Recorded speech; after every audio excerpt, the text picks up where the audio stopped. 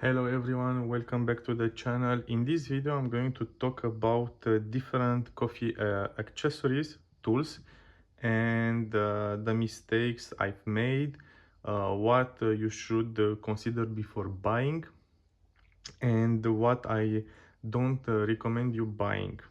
Let's start with the blind shaker from MHW Free Bomber.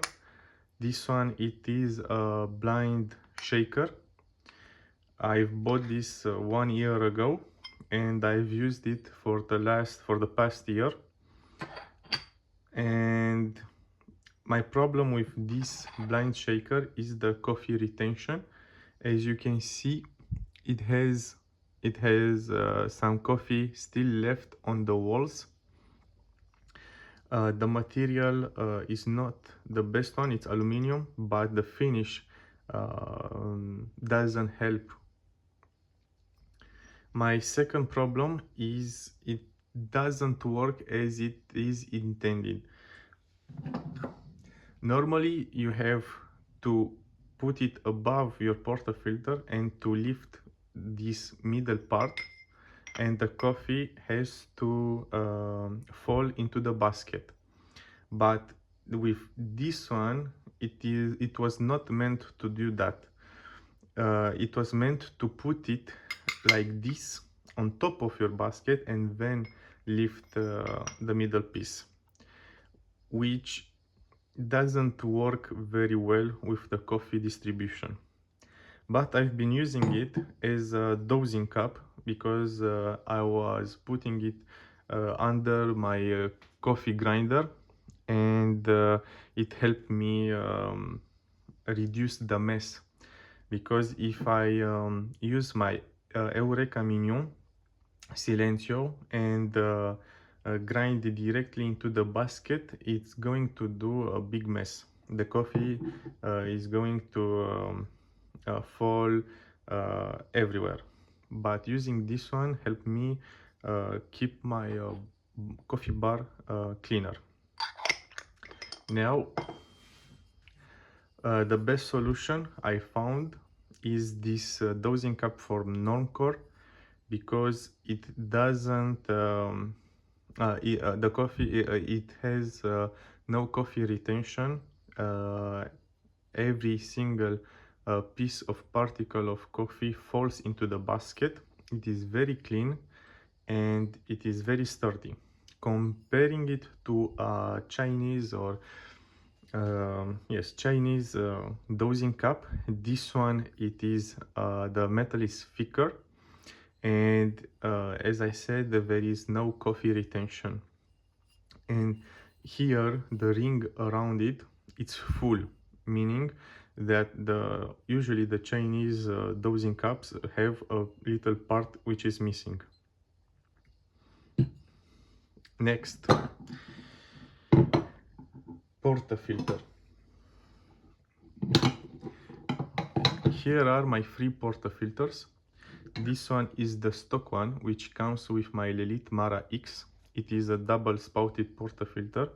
It is a weird one, but I like the design. It's not very practical, but it's very nice.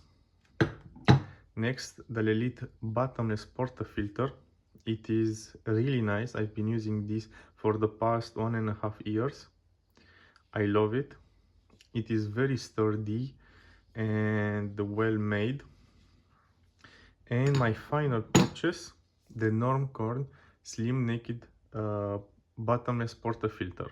It is a flat portafilter, meaning you can lay it on your table and it will stay flat, because these ones from Lelit are angled. The handle is angled. This one has a flow. The ears are not tapered. As you can see, here it's thinner and here it's thicker, but on the Normcore one is the same size, so it doesn't look in the coffee machine perfectly, and it has already scratched. because of that, as you can see here. Yes, my bottomless portafilter from Lelit scratched too. It is less, and it is after 1.5 years of using it. I used the least this double spouted portafilter because I found it being a little bit messier when it comes to cleaning it. After I dump my coffee pack, usually the coffee spills around here, and you can't really wash the interior. You have to take the basket off every single time. And I found using a little bit more water to clean it than a bottomless portafilter. As you can see, I have my blind basket because I use it to backflash my coffee daily with water. So between these, I would highly recommend you buying the OEM, the bottomless portafilter from your own brand, because it's going to work the best with your coffee machine. But if your coffee machine doesn't have a bottomless portafilter, you can buy alternatives like this Normcore one. It is really beautiful, and the shots are looking really great. I like it and I'm going to keep it, but I recommend you buying the stock one for the most reliability, for working best with your coffee machine.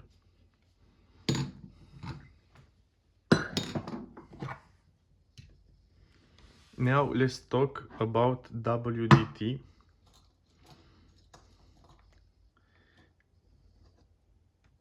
As you know, for the past year I've been using this blind shaker, so I haven't been using WDT. You can watch Hendrix video on YouTube. I can't recall the full name on the blind shaker. It was a viral video in which he explains why the blind shaker, if used correctly, it is far superior to the WDT. Not this one. He was using another brand, which was the first one who invented I think this blind shaker. So I've been using this one, and recently I've switched to Dozing Cup and WDT, and we'll see. I use a ring, and after that I use my cheap little WDT. It doesn't have to be expensive to do the job. And I also have this one from Normcore. This is the version 2. My only problem with it is that I always bend a needle. So I don't like this one, because I always bend the needle when placing it in its support. I would rather buy something like the newer ones, which you have a little stick, and when you are finished you can retract the pins, the needles inside, and you will prevent bending them. Normcore has also released two uh, um, two WDTs this way. I haven't tried them. I think I will try them really soon. So I don't recommend you buying something like this one. I'm not talking about Normcore. There are a lot more brands doing this. Um, this type of WDT. stick with some manual DT, some traditional one, or the newly version where it sits with magnets on top of your Porta filter, and you can spin it like this. I will put an image on the screen somewhere. Next, we have the screen shower. This is the stock one from Lelit. I currently have an IMS one, which I highly recommend you buying because it improves the water flow and the water distribution.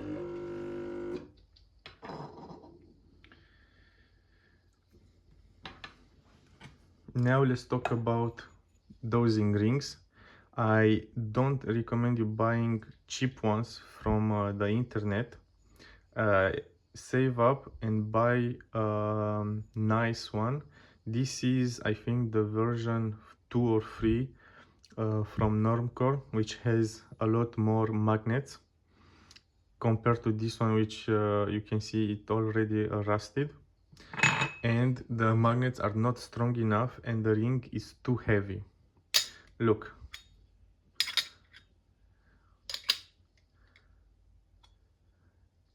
it can't hold itself compared to this one.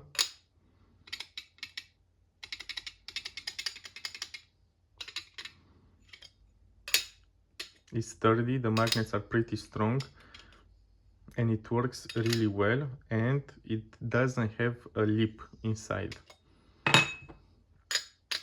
This one neither, but the magnets are really weak.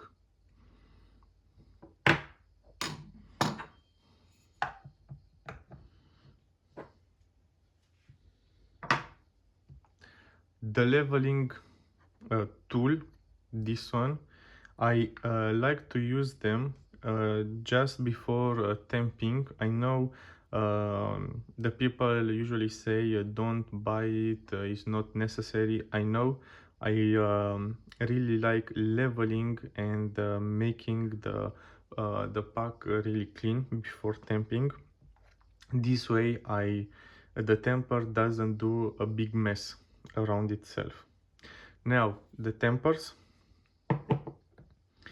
Here are my two tempers. The stock one, which comes with the machine, the lelit one. It is made from wood, painted in red, and a very hefty base. I like it. It is a really good temper which comes stock with the machine, so that's really nice. You don't need to buy a temper when buying the lelit machines. You have to learn how to temp level and evenly, but it is a really nice one. It is very heavy too. But this is a self-leveling temp from Normcore. I think is the 4th version, and this one has a lip allowing the temper to be leveled at all times, and you have some spring inside that you can change um, if you want a stronger spring, or if you want to have more force pressing down the coffee pack. So if you can, and if you want, I highly recommend you buying a self-leveling temper. There are a lot of brands doing them nowadays. It doesn't have to be this one from Normcore. They are from iCape, I think, and MHW Bomber, and other brands. The puck screens now.